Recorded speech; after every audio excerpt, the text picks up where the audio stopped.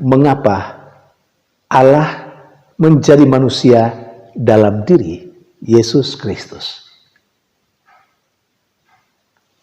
Allah yang menjadi manusia dalam diri Yesus Kristus, mau tidak mau harus dijalani Allah, supaya manusia bisa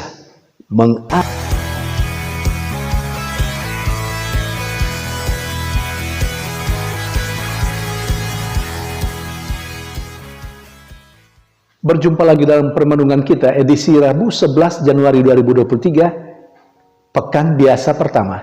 Bacaan-bacaan liturgi hari ini, bacaan yang pertama dari surat kepada orang Ibrani, bab 2 ayat 14-18, dan bacaan Injil dari Injil Markus, bab 1 ayat 29-39.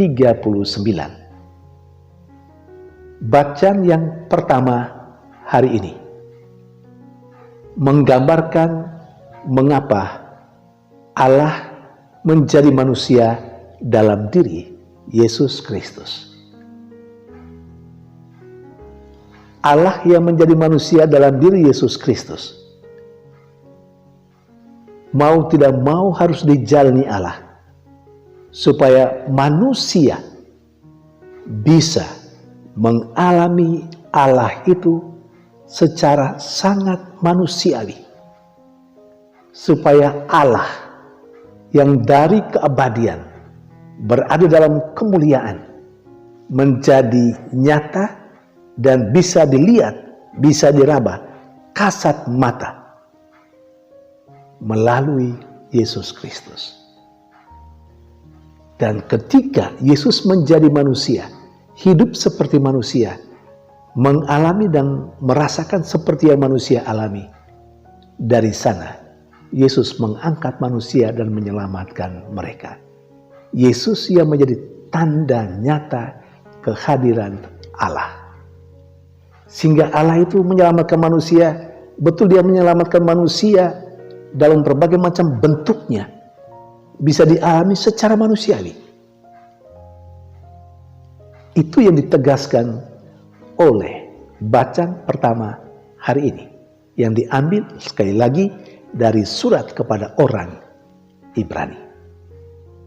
Saudari dan saudara yang terkasih, sementara bacaan Injil menegaskan kembali bagaimana Yesus yang memulai karyanya, mulai mengajarkan dan mulai melakukan perbuatan-perbuatan seperti penyembuhan misalnya, lagi-lagi dalam diri Yesus dan melalui Yesus, Allah yang mengasihi dan mencintai manusia itu dirasakan, dilihat, dialami secara manusiawi.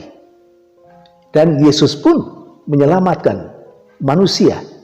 Misalnya, menyelamatkan dalam arti menyembuhkan sebagaimana yang diceritakan dalam bacaan Injil hari ini.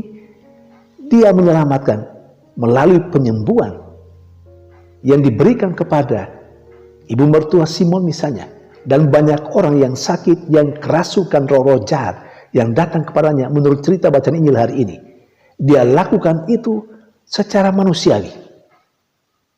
Ketika dia menyembuhkan ibu mertua Simon, Yesus melakukan itu cuma dengan memegang tangan ibu mertua Simon. Di sana orang yang menyaksikan itu, dia menyaksikan atau mereka menyaksikan Allah yang menyelamatkan, dan Allah menyelamatkan melalui penyembuhan atau aksi menyembuhkan ibu mertua Simon Petrus dengan cara yang manusiawi, pegang tangan.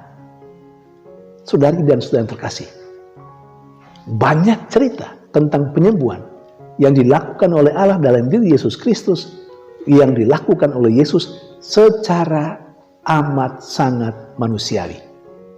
Kita tahu cerita ketika Yesus ludahnya dibuang ke tanah, lalu kemudian abu tanah yang sudah tercampur dengan ludah itu dipakai sebagai alat sarana penyembuhan. Juga sangat manusiawi. Artinya Allah menyelamatkan manusia. Jadi Allah menjadi manusia supaya manusia bisa mengalami Allah secara manusiawi. Allah menyelamatkan manusia dengan cara manusiawi juga, yang bisa dilihat dengan kasat mata, yang bisa dirasakan.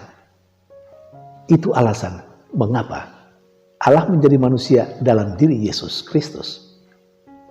Dan aksi penyembuhan dalam bacaan Injil hari ini bercerita tentang aksi penyembuhan, aksi penyelamatan yang sangat manusiawi pula.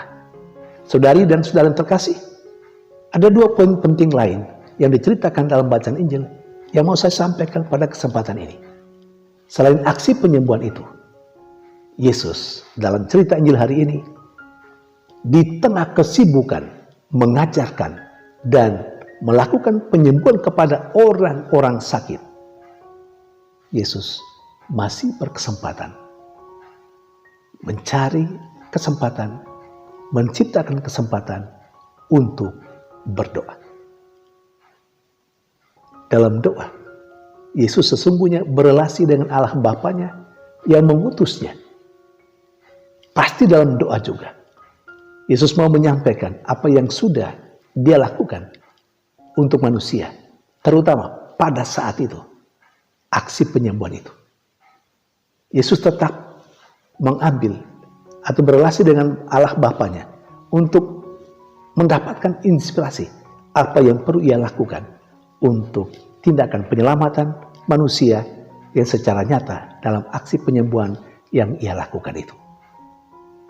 Masih ada kesempatan untuk berdoa. Kita belajar dari Yesus. Sesibuk apapun kita, doa tidak pernah kita lupakan. Tidak pernah kita abaikan hanya dengan alasan kita sibuk. Memangnya kita lebih sibuk dari Tuhan Yesus? Mari kita renungkan. Karena banyak kali kita berargumentasi.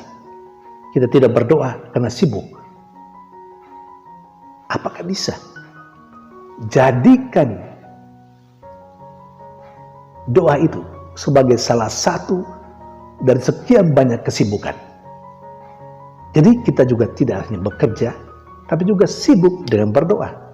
Bekerja dan berdoa. Ora et labora. Poin yang kedua.